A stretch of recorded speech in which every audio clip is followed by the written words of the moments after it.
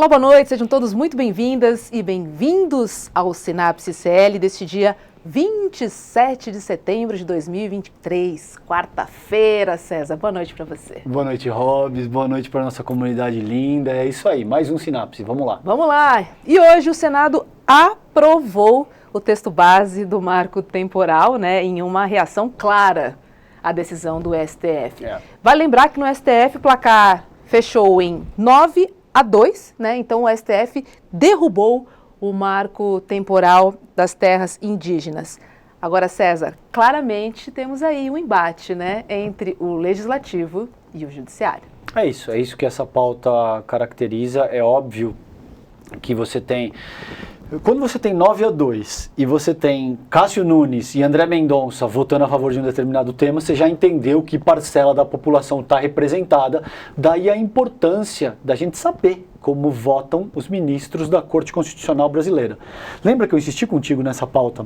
Lembro. E a importância é essa. A importância é de, bom, o que está sendo colocado em pauta, quem é que está votando, como é que essa pessoa está se posicionando, e essa cisão agora caracteriza uma nova tensão dinâmica de funcionamento da nossa República. Então você tem sim uma tensão entre o legislativo e o judiciário, e a meu ver isso começa, se agudiza pelo menos, a partir do ponto da Lava Jato, porque isso cria então a dimensão de que um poder tenta se sobressair ao outro naquela ocasião, o judiciário ganhando muito protagonismo, principalmente na figura do Sérgio Moro e esse tipo de que era naquela ocasião um juiz de primeira instância. Agora, a pauta em si, para além disso, então isso posto a meu ver é o cerne dessa análise, é essa tensão dinâmica que se cria entre esses dois poderes para ver quem é que manda mais.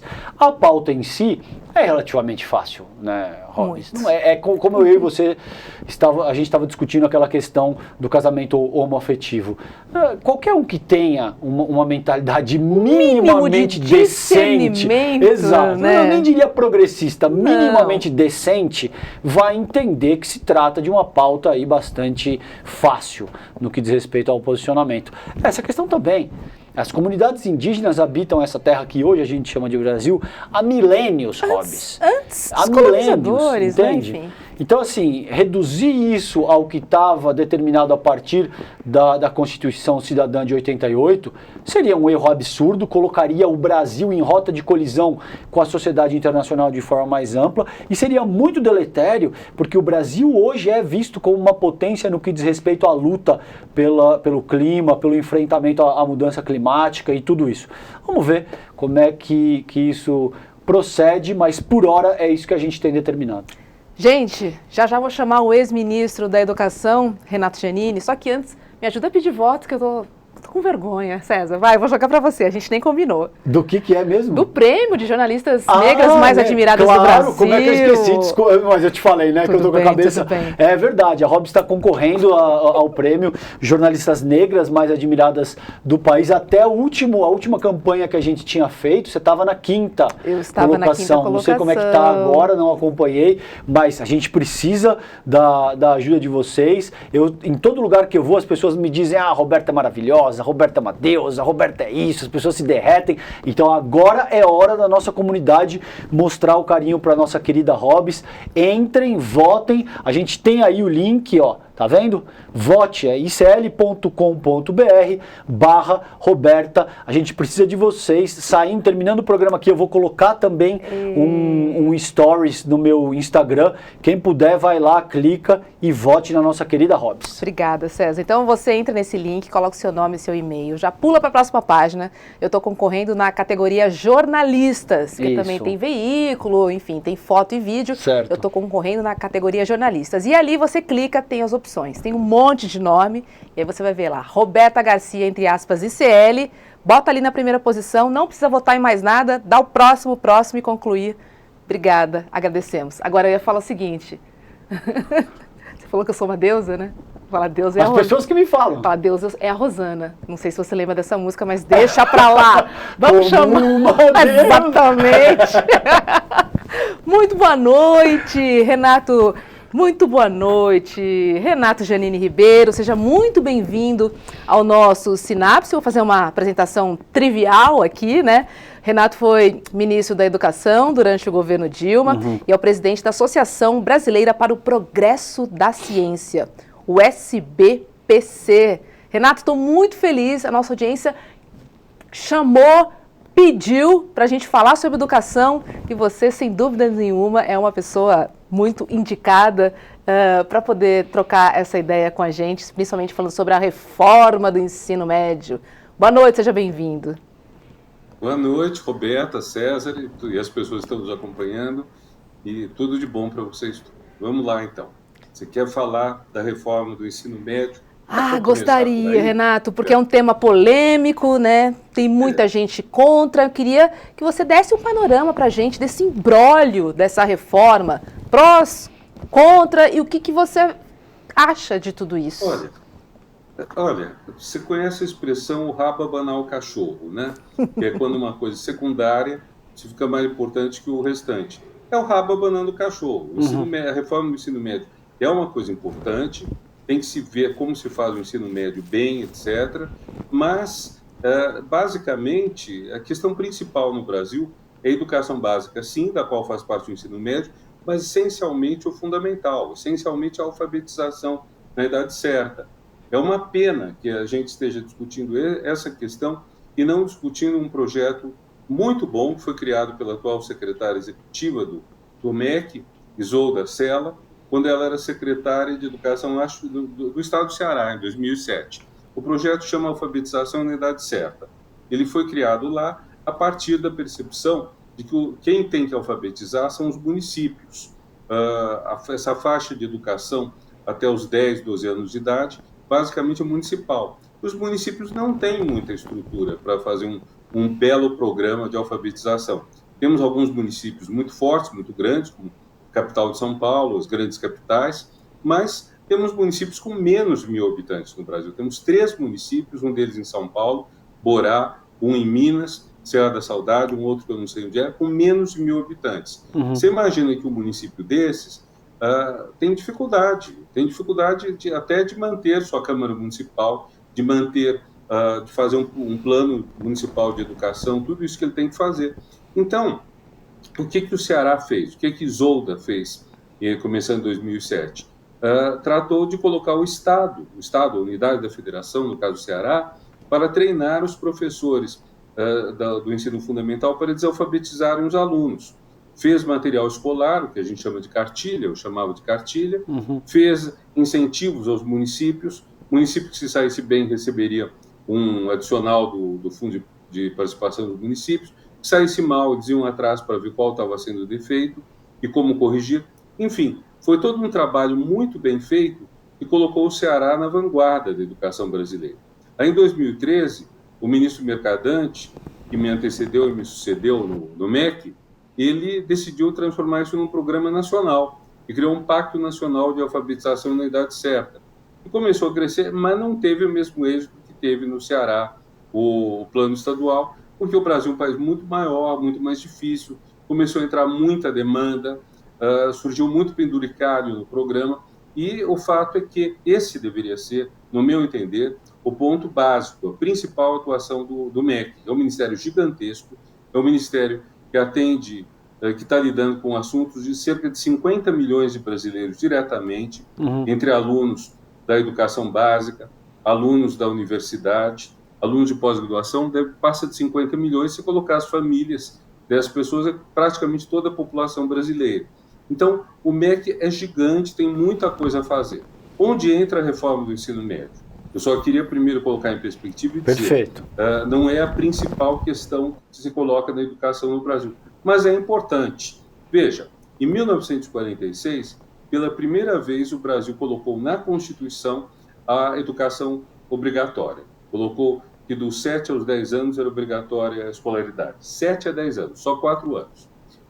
Em 1967 ou 69, a ditadura ampliou para 8 anos, também por reforma constitucional. Em 2009, o Lula fez passar no Congresso uma ampliação para 14 anos.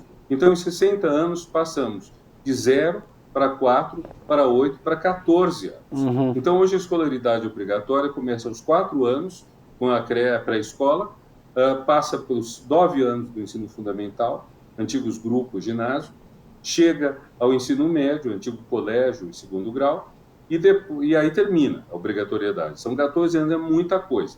A gente conseguiu matricular praticamente todo mundo que está no fundamental, ou seja, dos 6 aos 14 anos, praticamente todos os brasileiros estão na escola. Não conseguiu totalizar nem antes, na infância, nem depois, na adolescência, no ensino médio. E aí soma o fato de que o ensino médio acaba tendo muita evasão, acaba muita gente não fazendo, temos essa coisa muito preocupante, que é os nem, que não estão nem estudando, nem trabalhando, que é frequente nessa faixa final da adolescência, né? E então, por isso tudo, claro, o ensino médio, como estava antigamente, não estava bom. Mas aí foi feita uma reforma, de uma forma muito equivocada, a meu ver, porque foi feita por uma medida provisória. Para vocês compararem, o Plano Nacional de Educação ficou 4 anos no Congresso sendo elaborado. Uma medida provisória entra em vigor imediatamente e são meses, poucos meses, até virar lei.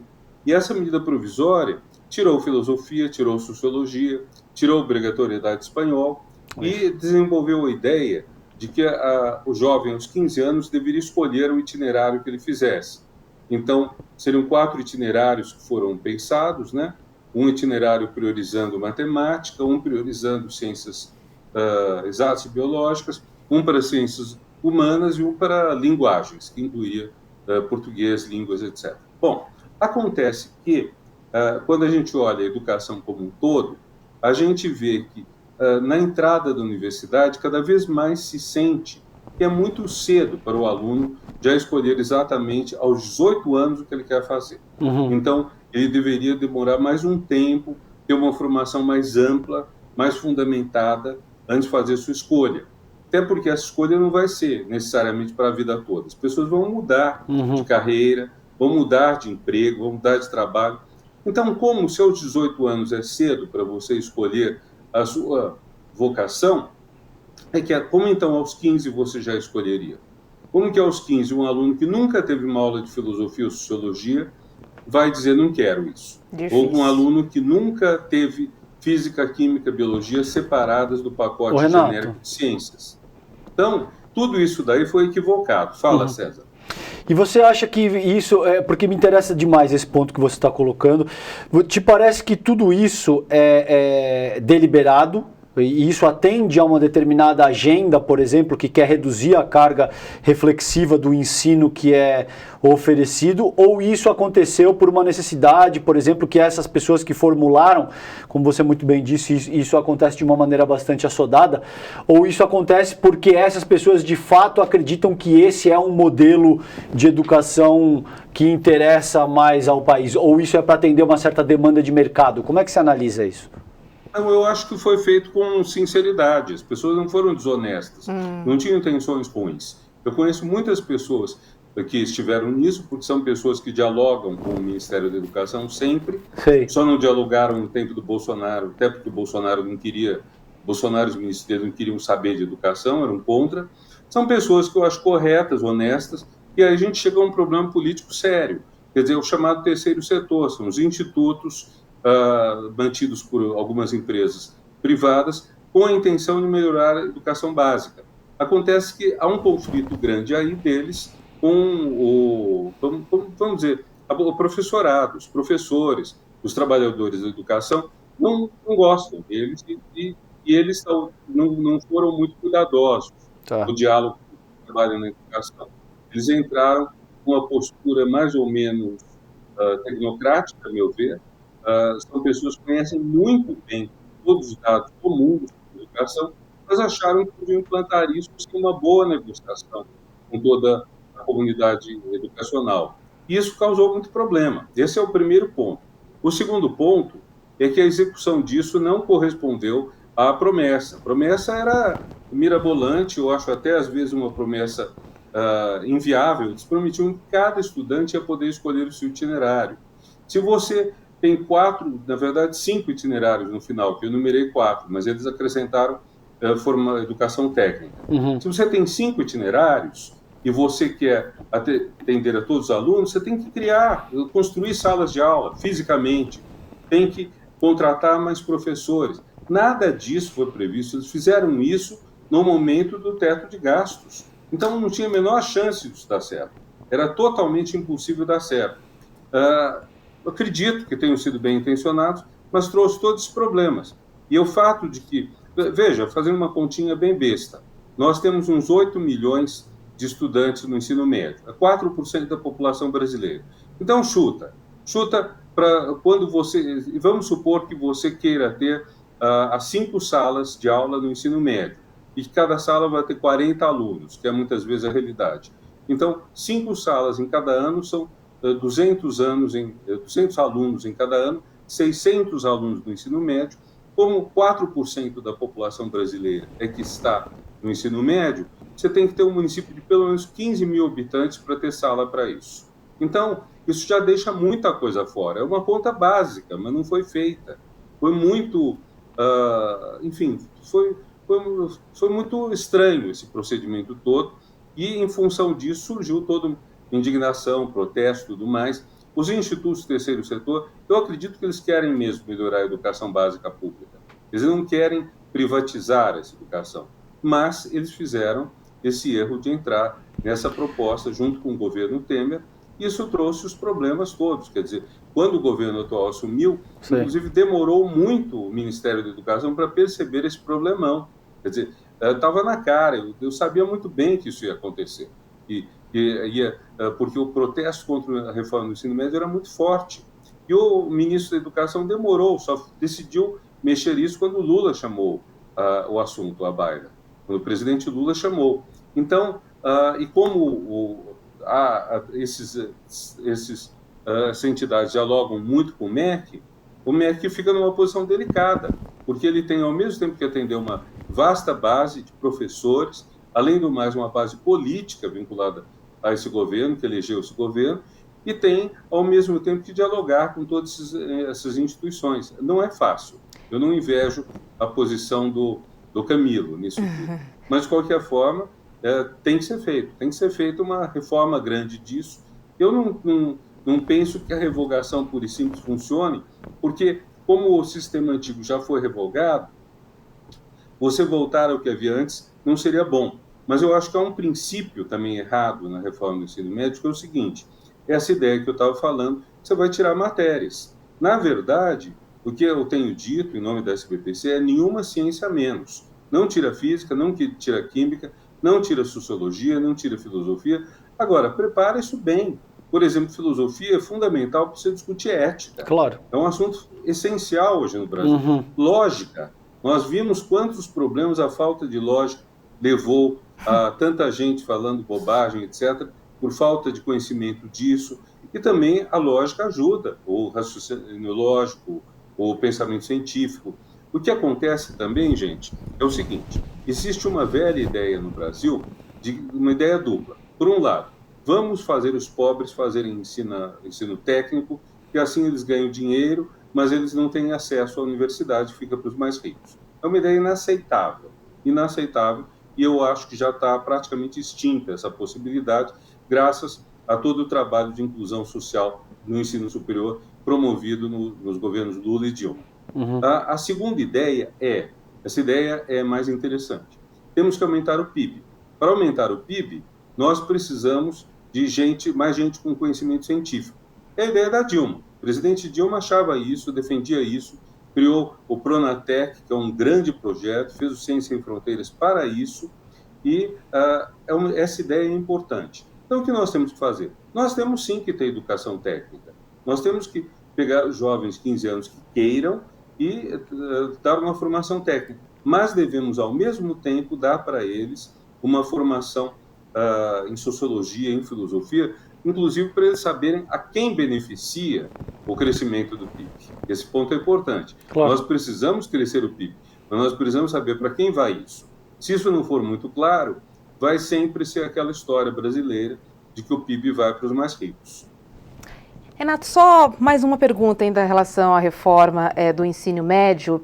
Eu queria entender com você se você faria algum ajuste nessa reforma e qual tipo de ajuste você faria, logicamente que pensando na melhoria da qualidade do ensino no Brasil. Olha, Eu penso, em primeiro lugar, que a reforma é engraçado. A gente pode achar o que quiser do Temer, o Temer é um homem inteligente, isso ele é.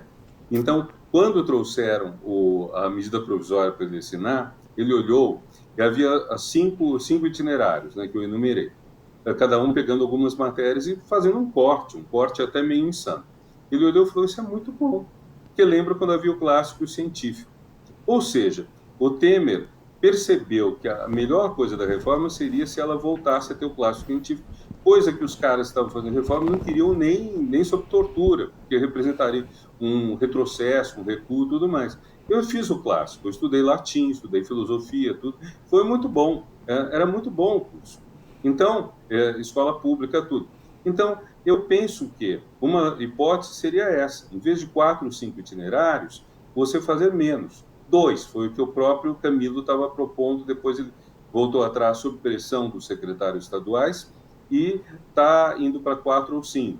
Mas eu acho que 2 era bom, porque, veja, a ideia era o seguinte, e para vocês verem como a coisa é complexa, quem começou a história toda foi o deputado Reginaldo Lopes, que atualmente é líder do PT, e que é uma grande figura, um político de Minas Gerais da mais alta qualidade. O Reginaldo dirigiu uma comissão que durante alguns anos planejou essa reforma e que caminhou para o seguinte, são 4 áreas no Enem, no exame do Enem. Então vamos fazer um sistema em que cada aluno pode escolher fortalecer uma área do Enem e tirar um pouco das outras 3. Então você teria matemática, teria português, estou simplificando, matemática, português, ciências e ciências humanas. Seriam as 4. Bom, acontece que matemática, você aumentar as aulas de matemática para 10 por semana, não tem professor que dê conta, não tem aluno que aguente.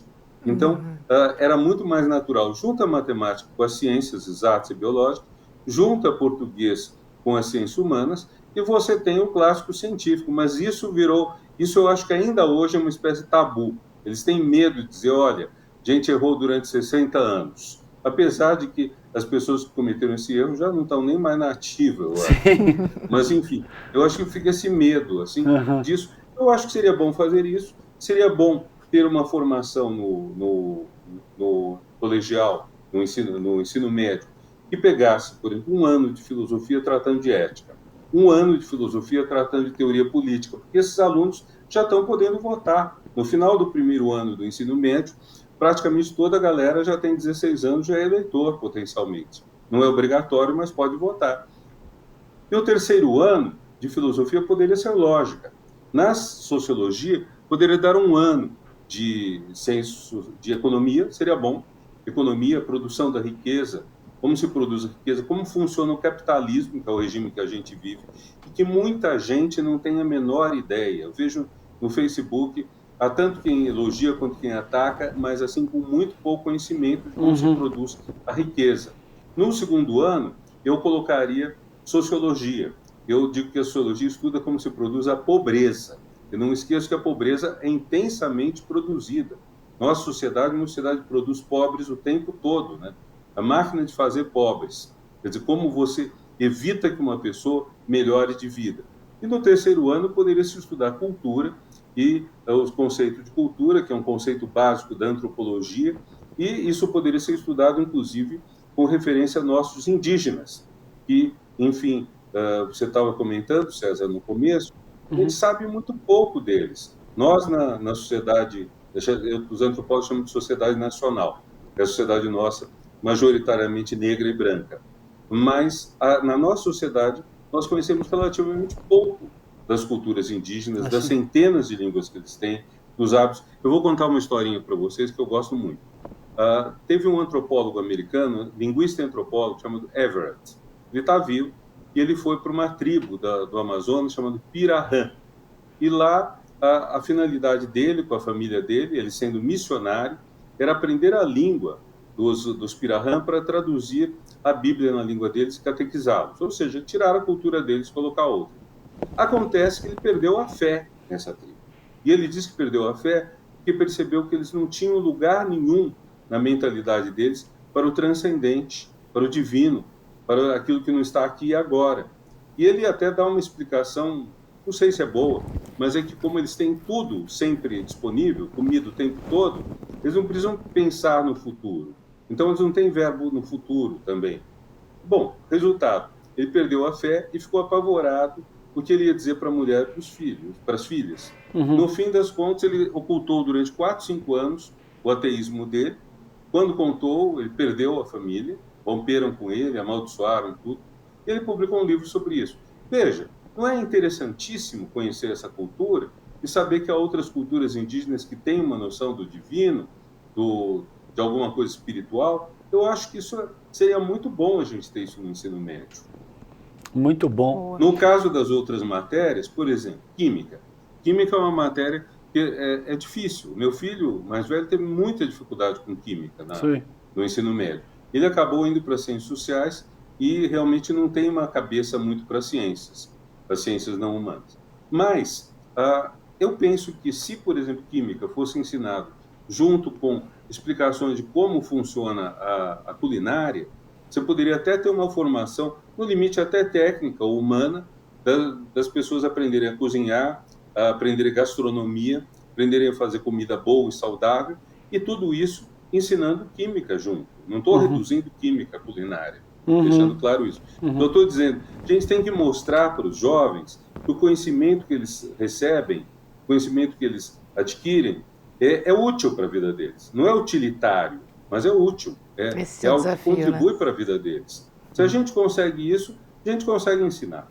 Renato, e durante a tua fala inicial, quando a Hobbes te introduziu o tema do ensino médio, você disse, me corrija se eu estiver errado, mas eu entendi que você disse que esse não é, a teu ver, o principal problema da educação brasileira. Qual é o principal problema da educação brasileira? É a alfabetização nos primeiros anos. É um problemão, porque você tem essas crianças que chegam aos 6 anos, que deveriam estar alfabetizadas ao fim de 3 anos, que já é bastante tempo, até os 8 anos de idade, e uma boa parte completa o 3º ano do fundamental, sem saber, sabendo ler, sabendo escrever, mas não entendendo o que leram, não entendendo o que escrevem e não fazendo contas. Então isso, eu não tenho os dados atuais, mas quando eu estava no Ministério, esses dados eram em torno de mais de 50% das crianças de 8 anos que não tinham domínio da leitura, da escrita e da aritmética. Tá. Isso é muito grave, claro. Porque essa pessoa que assim fica, talvez ela fique excluída para sempre, porque não é aos 10, 12 anos que ela vai aprender a ler e escrever, né? Se ela não aprendeu nessa idade, o professor vai passar adiante, essa criança vai ficar meio descartada na classe, isso é horrível. Esse ponto é o crucial. E eu acho que, fora isso, tem muitas outras coisas. Tem que mexer na didática, tem que melhorar a formação dos professores, tem que tornar a profissão de professor realmente atraente. E esse não é um problema só no Brasil, sabe? Hoje eu estava falando com a Bebel Noronha, deputada estadual de São Paulo, presidente da Associação dos Professores do Estado de São Paulo, e eu comentei com ela que recentemente eu estive em Portugal. Então, em Portugal, muitas queixas sobre os alunos que entram na sala de aula, agora está começando o ano letivo lá, que é Hemisfério Norte, e não tem professores, falta de professores. Espanha, tem uma professora, saiu uma matéria no País, faz uns 15 dias, uma professora que dá aula em Ibiza, nas Baleares, nas Ilhas Baleares. Pois bem, o salário dela não permite que ela pague uma residência modesta que seja em Ibiza. Então, o que ela faz? Ela mora em outra ilha, toda manhã ela pega um avião às 6 da manhã, volta às 2, 3 da tarde para casa e faz isso. Custa dinheiro, mas menos do que custaria um imóvel em Ibiza, que é um lugar caríssimo. Agora, quando você não consegue, quando um professor não consegue pagar a sua residência no local em que dá aula, está muito errado. Então, não é só Brasil. Espanha, que é um país que conseguiu, em 50 anos de democracia, dar um salto gigantesco. Portugal, que também era o fim do mundo, Portugal, quando caiu o Salazar, 50 anos atrás quase. Esses 2 países cresceram muito, melhoraram muito, e ainda assim estão com esses problemas. Então o problema está mundial, o problema da educação. E Renato, a democracia brasileira resistiu, né? Mas inegavelmente tivemos aí uma tentativa de golpe no dia 8 de janeiro. Golpe também sofreu, né? A ex-presidenta Dilma Rousseff, agora oficialmente, né? Para todos que ainda duvidavam, né? Oficialmente sabemos que não foi por causa das pedaladas fiscais, e sim por uma questão de apoio, né? De falta de apoio político. Você acha que essas questões políticas devem ser levadas para o debate, para dentro da sala de aula? Olha, eu acho que você tem que debater política, mas você não deve fazer pregação política, de nenhum lado. Eu entendo que nós temos, então, que chegar para os alunos e falar o que é direita e o que é esquerda. A esquerda defende programas mais sociais, tem uma visão mais social. Direita defende mais a liberdade do indivíduo. Então, você pode combinar as duas coisas. Você pode ter liberdade individual e programas sociais, que é o que está se tentando fazer no Brasil, é o que se fez em boa parte na Europa Ocidental, e é o que não houve nos países comunistas, que foram para o lado da igualdade, mas reduziram muito a liberdade individual, tal ponto que acabaram desabando aqueles governos, na mesma época, por sinal, que as ditaduras de direita da América Latina caíram também, né? Quer dizer, anos 80 representa uma democratização grande. Nós estamos lançando, pela SBPC e mais 100 entidades, a ideia de um dia de luta pela democracia brasileira. E nós queremos fazer isso dia 5 de outubro. Então, está aí, semana que vem, daqui a o quê? Daqui a 8 dias. Então, de onde veio essa ideia? Na Argentina, quando caiu a ditadura caiu de podre, né? Não foi uma ditadura até meio curta, num certo sentido, porque ela perdeu a Guerra das Malvinas e desabou. Então, quando a ditadura caiu, a sociedade civil argentina imediatamente pegou o dia do golpe militar de lá e transformou num dia da memória histórica. Uma iniciativa social, não foi do governo novo, não foi do presidente Alfonsín, que foi o primeiro presidente democrático depois da ditadura, não, foi algo que emanou da sociedade. Então, nós pensamos duas coisas, nós no mundo acadêmico, científico e acadêmico. Primeira coisa, nós temos que ter um dia da defesa da democracia. E segundo, nós cometemos um erro, nossa sociedade brasileira, em não educar as pessoas para a democracia e dessa maneira permitir esse gigantesco retrocesso que nós vivemos, com gente, inclusive gente jovem, pedindo ditadura militar, intervenção militar, falando um monte de bobagem. Por quê? Porque não foram educados, porque não sabem o que é ditadura, tortura, censura, e não sabem também que o que eles têm de bom na vida deles deve-se muito à democracia. A democracia melhorou bem o nível de vida no Brasil. Se a gente olha os dados econômicos no fim da ditadura e hoje, não tem comparação.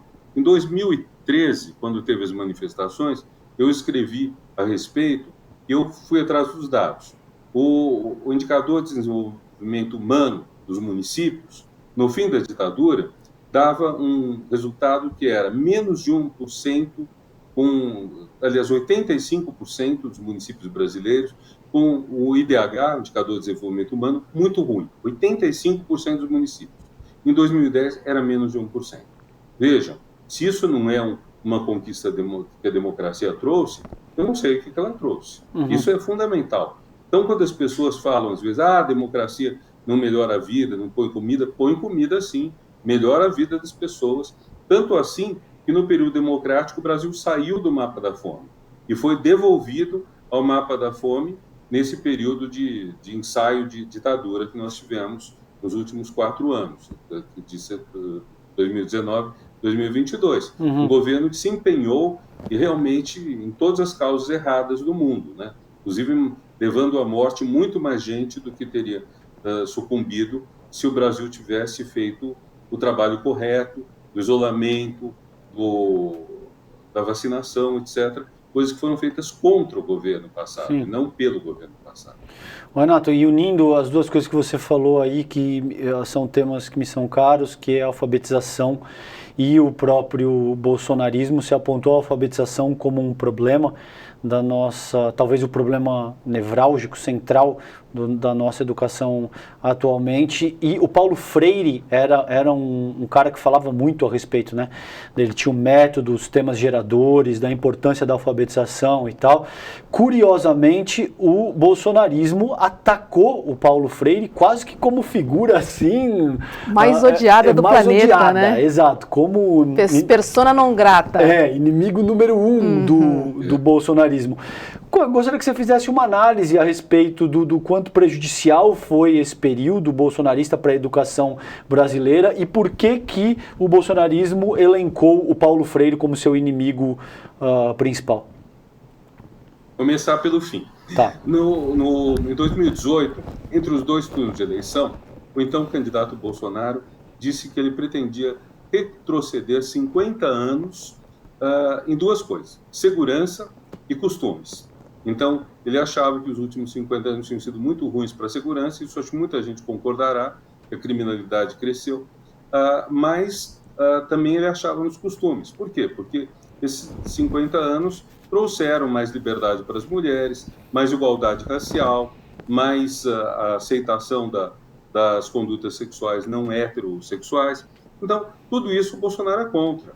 Você deve lembrar, inclusive, Roberta, aquele momento horrível em que o Bolsonaro respondeu, acho que a Preta Gil, dizendo que ele não deixaria o filho deles namorar uma mulher negra porque eles foram bem educados. Eu lembro também. Impressionante ter havido leniência com tanta fala criminosa, tanta fala repulsiva. Mas, enfim, o Bolsonaro atacava os costumes. Ora, quem é o responsável, segundo o bolsonarismo, por essa mudança de costumes? Podem ser vários, mas um deles é o Paulo Freire. Porque a educação do Paulo Freire é justamente uma educação para a liberdade. Há uma historinha boa dele: ele foi preso depois do golpe de 64 e levado para uma fortaleza, e aí um oficial chegou para ele e falou: olha, professor, aqui há muita gente, que muitos recrutas são analfabetos, você não pode alfabetizá-los, dado que o senhor tem um método para isso, mas eu estou preso por causa desse método, tenente. É por causa disso que eu estou aqui. Porque o método Paulo Freire não é você ensinar beabá, seacá, beadá. O método dele é: você pega uma palavra que tem a ver com sua vida, vou pegar uma palavra assim, tijolo. Isso. Então você dá tijolo, aí você sim pega as sílabas, pega as letras, explica, mas você também discute o que é o tijolo na vida, o que é a construção da casa, quem constrói a casa, quem paga a construção da casa, quanto da riqueza produzida pelo trabalhador fica com ele, quanto vai para o patrão, e aí vocês veem que deu o problema. Aliás, é muito interessante, porque a viúva dele, Dona Anita Freire, pediu para eu escrever um artigo num livro que saiu ano passado, em homenagem ao Paulo Freire. Então, eu escrevi o artigo e fui pesquisar. E aí, eu achei 2 vídeos lindos, preto e branco, de 63, que contam a experiência dele no município de Angicos, no Rio Grande do Norte, que foi o grande laboratório do Paulo Freire, o grande lugar que ele fez. A palavra que ele ensinou era uma palavra local, me foge o nome, é uma palavra que eu não sei o que quer dizer, alguma coisa como belota, coisa assim. Enfim, está lá no vídeo. Agora, é interessante porque o vídeo procura evitar passar a ideia de que ele é um perigoso comunista. O vídeo procura mostrar como tudo isso traz o progresso. Você percebe claramente que eles estavam com medo do golpe militar. Sabiam que vinha o golpe, que havia forte chance do golpe, estavam tentando evitando, vamos dizer, discursos muito extremistas, muito exagerados. Discursos, não é que o extremismo seja... Bom, eu não sou extremista, e eu acho extremismo até uma palavra bastante crítica, mas o problema é o seguinte: quando você promete coisas que você não tem condições de implantar, é grave, entende? Então, a ideia do Paulo Freire, dali, era justamente: não vamos prometer o que nós não podemos fazer. Não havia condição, como também eu afirmo que não há condição hoje no Brasil. No Brasil não vai haver abolição do capitalismo, não hoje, não nos próximos anos, não vai haver. Sim. E por quê? Não diz para nada, porque o Brasil tem uma convicção muito forte na sociedade brasileira pró-capitalismo e anticomunista. É muito forte isso. E é muito superficial também, porque vem de pessoas que não têm a menor ideia do que é comunismo, pouca ideia do que é capitalismo, Então, mas enfim, desculpe, eu abri uma janela, eu sou meio Windows, viu, gente? Não, tá maravilhosa a tua fala, querido, não se preocupa, que é isso? Sou meio Windows, é muito bom. Tá maravilhosa a tua fala. Tem gente que é DOS, viu, Robson? Tem gente que é DOS. Se é que você lembra o que era DOS. DOS tem que fechar uma coisa totalmente... para abrir a outra. Então, essa coisa do Paulo Freire, seu diabo, é por isso, viu, César? Quanto à questão, outra que você colocou, que é a questão do bolsonarismo que ele fez para a educação. Bom, é lamentável. Vocês vejam, os ministros da educação estiveram entre os piores ministros do governo passado, e olha que a competição era dura, era pesada, não era fácil, né? Eles escolheram a dedo, né? Eles tinham um comitê de busca para ver quem era. Que era o Ricardo Vélez, né? Ricardo Vélez, Abraham Weintraub, essa gente, né? Que passou ali pelo Ministério da... Foram muito ruins. Veja, mas onde a gente vê esse caráter ruim de maneira mais clara? Não só nas bobagens que o Weintraub falou atacando a universidade pública, né? Mas vê sobretudo no fato que durante a pandemia o MEC ficou mudo e quedo. O MEC não se mexeu. Ora, a educação brasileira precisa do MEC. Vamos pegar uns dados factuais aí.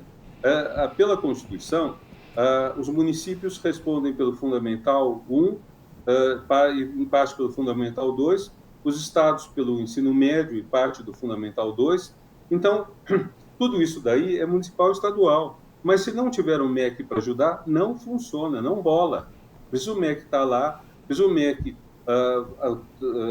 promover o livro didático, o MEC distribui livros didáticos para todas as crianças das escolas públicas, que assim o queiram, cujas escolas o peçam. É feita uma escolha muito boa dos livros, com comissões técnicas, que reprovam se os livros forem ruins. E aí o professor diz qual livro ele quer para a escola dele. Não é obrigado a escolher o livro tal qual.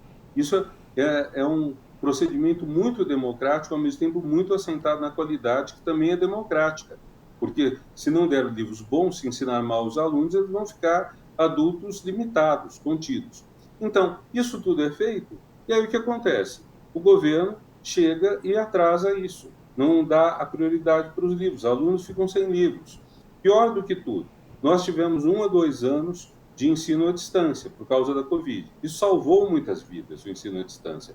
Mas quantas crianças das periferias estão carentes de espaço para estudar, porque na casa mora muita gente e está sempre tendo barulho, então não tem um silêncio mínimo para concentrar, mas além disso não tem smartphone, não tem tablet, não tem laptop e não tem banda larga. Então, o que tem que ser feito? Logo começou a coisa, eu comecei a escrever a respeito. Falei, tem que pegar o fundo de universalização do serviço de telecomunicações, que é uma grana que o governo recebe, é 1% da conta de telefone de cada um de nós.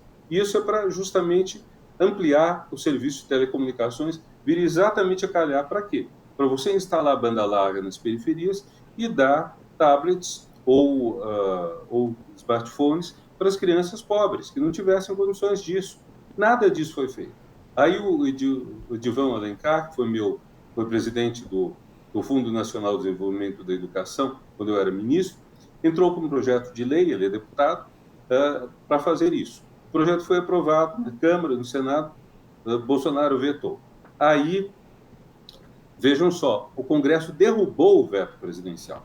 Aí o Bolsonaro tinha que aplicar, dias antes de ter que aplicar a lei, ele baixou uma medida provisória, suspendendo na prática os efeitos da lei, uma coisa totalmente errada.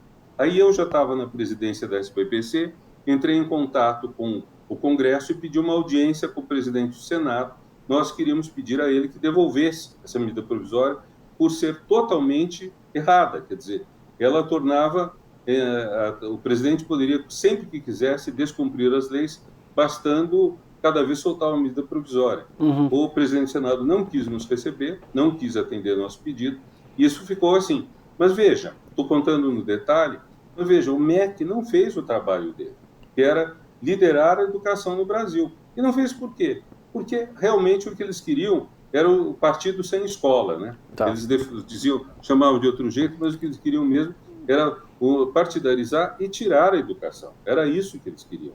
E, veja, toda essa conversa de instigar alunos a denunciarem professores, abrir processo contra professor, toda essa história de inventar mentiras. Mesmo quando eu era ministro, aconteceu um episódio curioso, veio a ministra das Mulheres pedir que eu criasse um comitê de gênero no MEC.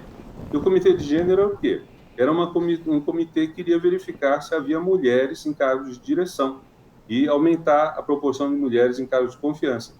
Criei, e aí no Congresso correu a mentira de que esse projeto era para usar banheiro unissex nas escolas. Isso, deu o que falar. Nada disso. Aí veio uma recomendação da Casa Civil que eu revogasse a portaria, e eu falei, não vou revogar. Eu mudei a portaria. Eu mudei a portaria para ser uma portaria de combate a toda forma de discriminação. Então, incluí, além da questão das mulheres, a questão dos negros e a questão dos indígenas também. Mas, enfim, logo depois eu saí, a coisa não teve continuidade, mas 6 meses teve o impeachment da Dilma, 6 meses depois que eu saí, mais ou menos, foi a destituição dela. Então, mas vejam, tudo isso daí, porque existe uma construção, uma lavagem cerebral gigantesca, que é o quê? Inventa um factoide, ideologia de gênero, inventa outro factoide, querem governar a sexualidade das crianças, e por aí vai. E dizem também que a família tem que ser quem decide os valores éticos, morais das crianças. A família tem um papel muito importante na educação, ninguém vai tirar esse papel da família. Agora, a criança, quando for adulta, vai escolher a partir da educação que ela teve. Se a família teve uma boa educação, é muito provável que esse filho não tenha problemas na vida. Se a família veio pela violência, etc., é outra coisa. E mais um negócio que eu queria dizer para vocês. Educação sexual. Um dia chegou no MEC um conjunto de 4 deputados que disseram que era da bancada católica. Bom, falei, deve ter uns 300, 400 católicos, né, no Congresso, pelo menos. Bom, eles se diziam a bancada católica e eles vieram para defender a família contra a educação sexual. Certo? E a parte da educação sexual respeito à biologia, nada mais. Eu falei, gente, vocês vejam o seguinte, se não tiver educação sexual, vai ter doença venérea, vai ter gravidez, vai ter abuso sexual. Vocês querem isso? Não, não queremos, mas não pode também incitar nossas crianças a terem vida sexual. Olha, vão ter vida sexual, sabe? Então, você ou consegue evitar o abuso, a doença venérea, ou pior ainda, a AIDS, sei lá o quê, e o estupro, e a gravidez indesejada, na verdade, ou você consegue evitar isso, ou você está deixando tudo de lado. E o governo passado foi isso. Ele realmente entrou nessas ideias fantasiosas, a gente nem sabe se eles acreditavam ou não nas coisas que eles diziam, mas entraram nisso e deixaram de cuidar do povo brasileiro, das crianças. Não é à toa que o Lula usa tanto o verbo cuidar. O Lula gosta do verbo cuidar, porque ele indica mesmo esse carinho, essa preocupação com o outro, que o governo passado realmente não tinha de forma alguma. E esse é um ponto muito grave. A gente tem que entender e tem que reverter esse processo pelo qual tanta gente foi iludida, sabe? Muita gente foi iludida, muita gente continua iludida. Essas pessoas, muitas dessas pessoas foram presas no dia 8 de janeiro e que mereceram ser presas e merecem ser julgadas e condenadas, mas muitas pessoas foram realmente muito bobas. Por quê? Porque caíram nessa esparrela, né? Então nós temos que tirar as pessoas dessa lavagem cerebral que foi feita com elas. E, Renato, com base nesse assunto que a gente está tendo aqui, né? Muda governo, muda estratégia, mexe na educação. Você vê alguma maneira para que a educação tenha mais independência e que, de certa forma, ela seja blindada dessas orientações político-partidárias, enfim? Você acha que isso é possível de alguma forma? Amamos ao Paulo Freire, odiamos Paulo Freire. Orientação sexual nas escolas, condenam a orientação sexual nas escolas. Enfim, eu sinto que a educação é tratada como marionete da política, sabe? Você tem toda a razão, Hobbes. Estou te chamando de Hobbes, viu? Por favor. Estou chamando você assim também. Mas, olha, você tem toda a razão, é isso. A educação... Veja, você tem dois grandes ministérios, em termos de orçamento e de importância para a sociedade brasileira, que são da educação e da saúde. São ministérios que lidam com todo mundo, praticamente, no Brasil. Saúde lida literalmente com toda a população brasileira. Educação é um pouco menos, mas também é um grande ministério. E, na verdade, os dois foram criados como um só. Logo depois da Revolução de 1930, o Ministério da Educação e Saúde. E o mesmo Getúlio que criou esse ministério dividiu em dois em 1953. Então, agora está completando 70 anos o Ministério da Saúde e 70 anos o MEC sem a saúde, né? Enfim, mas o fato é que tudo isso pode trazer muito dividendo político. Saúde, não é à toa que houve toda uma tentativa do Centrão de tirar a Nízia Trindade, que está fazendo um belo trabalho, tirá-la do Ministério da Saúde para colocar gente que, enfim, faça uso politiqueiro disso, né? Educação, eu acho que fica até mais blindado, geralmente. Mais blindado, estou falando, em relação a demandas político-partidárias. Quando você tem um governo ruim, aí é muito ruim, viu? E esse governo, olha, eu acho que foi o pior governo da história brasileira. Outro dia vi alguém dizendo que todos os governos eleitos, o governo que passou foi o pior. Eu acho que dos não eleitos também foi pior que a ditadura Vargas, pior que as ditaduras militares. Porque nas ditaduras militares havia, apesar de tudo, uma certa preocupação com o desenvolvimento nacional. Esse governo, eles nem comemoraram a independência, gente. Os 200 anos de independência, o que o Bolsonaro fez? Fez uma passeata politiqueira no Rio de Janeiro. Não fez nada de importante que fizesse as pessoas terem orgulho do Brasil. Sim. Por quê? Porque eu acho que eles não querem independência mesmo. Não querem. Nem o Guedes, nem o Bolsonaro, nenhum deles. O principal grito nessa ocasião foi que ele era imbrochável, né? Dos 200 anos. Lamentável. O Renato... Quem fala muito disso desperta dúvidas, né? Exatamente. Tá muito preocupado com isso, né? Querido, tem essa questão da privatização do ensino no país. Você já tangenciou isso quando você fala a respeito do terceiro setor, desses institutos. A gente sabe que o Jorge Paulo Lemann está envolvido com esse processo de uma maneira muito aguda. Como é que você enxerga isso, esse processo de privatização da educação no país? Olha, eu não estou tão convencido disso não, viu? Sei. A Fundação Lemann é uma fundação que faz trabalhos sérios, assim, pela educação pública. Eu sei que o Jorge Paulo tem interesses econômicos em educação, mas não sei como isso funciona. Tá. Aparentemente, a fundação está bem separada dos negócios dele. Eu acho que ele fez uma série de bobagens, eu diria isso, porque ele perdeu um pouco um senso de discrição, vamos dizer. Ele perdeu a discrição. Você veja, mesmo quando estava o próprio escândalo das Americanas estourando, ele saiu numa foto com a professora dele de tênis nos Estados Unidos. Quer dizer, é uma coisa meio errada, meio tola, sabe? Quer dizer, meio inconveniente isso nessa altura. Eu acho que ele perdeu um pouco o pé nisso tudo, não sei nada mais. Eu vi muita matéria na Piauí, são muito críticos em relação à forma dele de gestão, mas a fundação tem gente qualificada, pelo que eu sei, como outras instituições também de apoio à educação tem gente qualificada, por exemplo, o Instituto Unibanco. Quem preside o Instituto Unibanco é o Ricardo Henriques, que foi quem criou a secretaria, a SECADIC, a secretaria do MEC, que está preocupada com a diversidade e inclusão. O DI final são diversidade e inclusão social. Então, várias dessas fundações estão realmente comprometidas, seriamente, com melhorar o Brasil. Não quer dizer que façam tudo certo, não quer dizer que não devessem agir de outro modo em algumas coisas.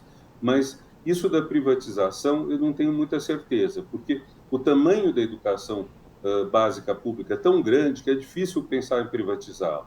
Agora, no caso do Estado de São Paulo, nós tivemos esses problemas que têm que ser bem esclarecidos, do secretário pretender abrir mão do livro didático e encaminhar para aulas com slides. Eu não sei em que medida isso é simplesmente um erro pedagógico muito sério ou se isso realmente atende a algum interesse. Tem pessoas que dizem que ele teria interesse econômico nisso.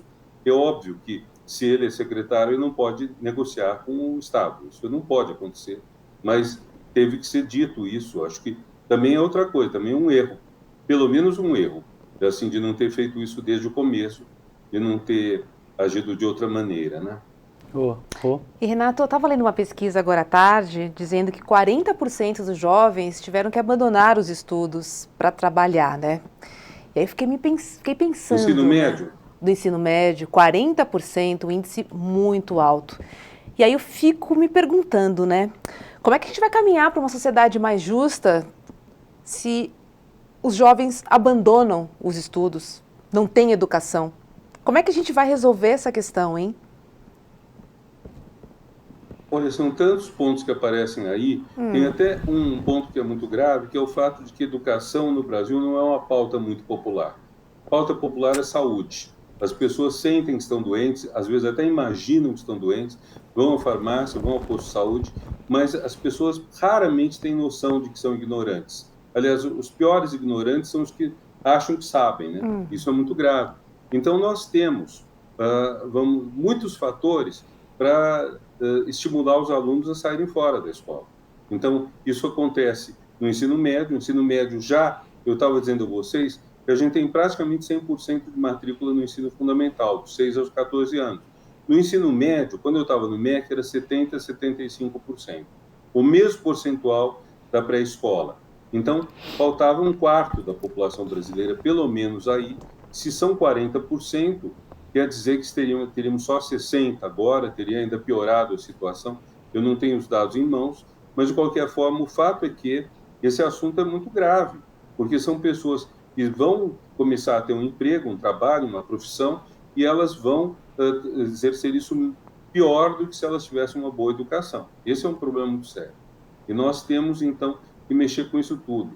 Vejam, até uma coisa que pode parecer secundária, mas vocês já viram em alguma novela, na TV, alguém dizer que vai para a escola, vai para a aula, e alguém falar que legal, ou dar um sorriso? Vocês já viram isso? Não. Não, nem, né? nem dia de festa. Nem dia de festa. Então, quer dizer, vocês vejam, não está no inconsciente, não está na psique. Nossa, que educação é uma coisa legal, uma coisa chata. Eu lembro, anos atrás, uma história de um programa, não lembro de quem que era, não sei se era... Enfim, que uma escola tinha que escolher entre fazer uma festa e fazer uma biblioteca. É quase desonesto fazer isso, porque é claro que não iriam escolher a biblioteca. E não escolheram a biblioteca.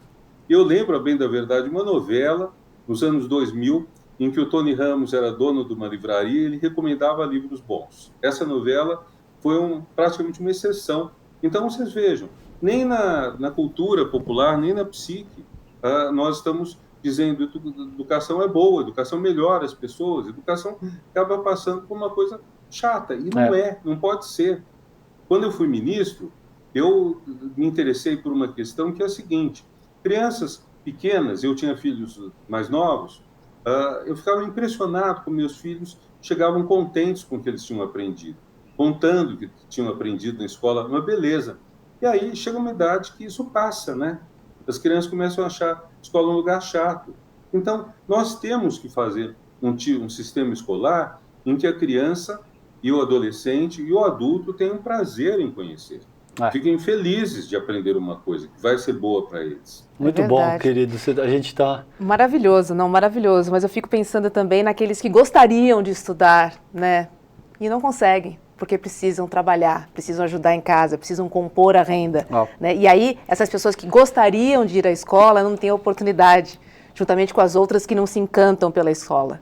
Então, olha a soma, Renato, é muito grande.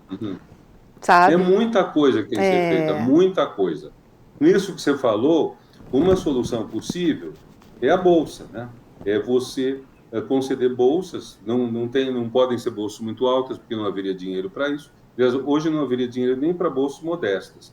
Mas nós poderíamos pensar uma situação em que os jovens que realmente queiram estudar, que tenham um desempenho bom na escola, tem que ser condicionado a isso, em que eles tenham um apoio financeiro durante esse tempo. E veja, isso não é fundo perdido, mas é investimento. Se eu pego um jovem de 16 anos, está largando a escola para trabalhar mal, trabalhar um negócio que não vai ser bom para ele, se eu pego esse jovem e pago a ele um valor durante alguns anos, que permita daí a 4 anos ele entrar no mercado de trabalho bem mais qualificado do que ele estaria, ele vai produzir muito mais para o país.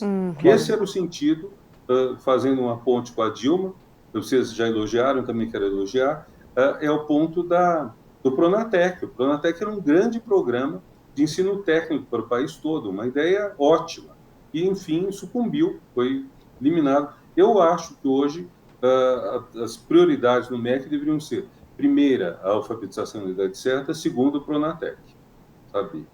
Com grandes programas. Muito bom.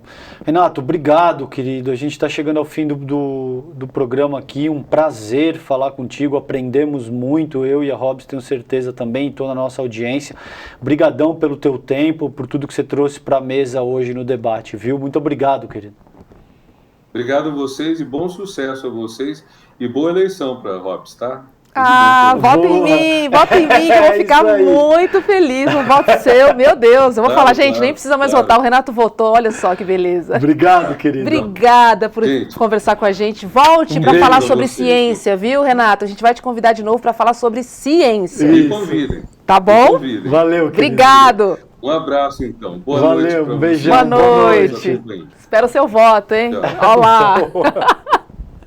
Gente, vamos lembrar então que amanhã às 8 da noite tem palestra gratuita com Monja Cohen. Bota aqui na tela pra gente, o tema é como lidar com a ansiedade e o estresse. Vai ser moderado aí pelo Edu Moreira, amanhã às 8 horas da noite, e amanhã a gente não vai ter Sinapse. A gente se encontra então na sexta-feira, às 7h30 da noite. Tá bom? Vamos lembrar a programação de amanhã, que começa às 7 da matina com Leandro Demore e o seu Desperta, das 7 às 8 da manhã. E depois tem ICL Notícias, primeira edição. Você vai estar lá? Não, amanhã não. Não é pegadinha. Amanhã então tá não. bom.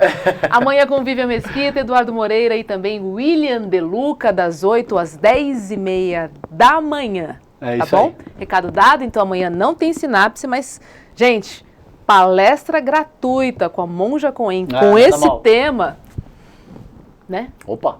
Vamos assistir. É isso aí, aproveitar com que não tem certeza, programa, todo hein? Cola lá. Um Valeu. beijo pra vocês. Boa noite. Obrigada, Boa noite, César. Hobbs. E Boa noite, até gente. sexta-feira, ao vivo, aqui no Sinapse. Fiquem bem. Tchau, tchau.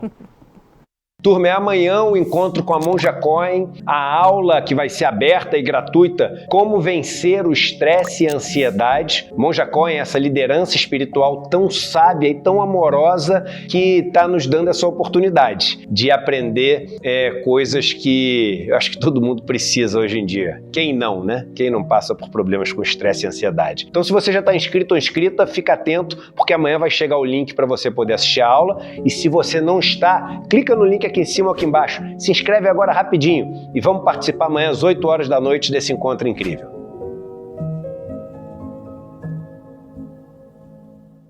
Durante muitos e muitos anos, mais de 2 décadas de ditadura, a gente vai acompanhar a imprensa ser perseguida, jornalistas serem assassinados. Então, assim, é extremamente importante que a Constituição garanta, né, a liberdade para que jornalistas possam trabalhar a liberdade de imprensa, a liberdade de expressão, que aí também é um direito não só da imprensa, mas também um direito dos brasileiros. Agora, a gente tem que lutar todos os dias para garantir esses direitos. Acho que esse é um dos maiores aprendizados desses últimos anos em que vivemos o governo autoritário de Jair Bolsonaro. Tivemos que reafirmar o nosso compromisso democrático, a luta para que a nossa Constituição valesse. E, infelizmente, ainda acompanhamos processos judiciais que censuram reportagens. A liberdade de imprensa ela é essencial, mas ela não é absoluta. Por isso que a gente, quando vai fazer uma denúncia, escuta o outro lado. Então, existem meios para se responder às denúncias. Agora, a última coisa que a gente pode fazer é deixar de defender o direito de liberdade de imprensa e também o direito de liberdade de expressão.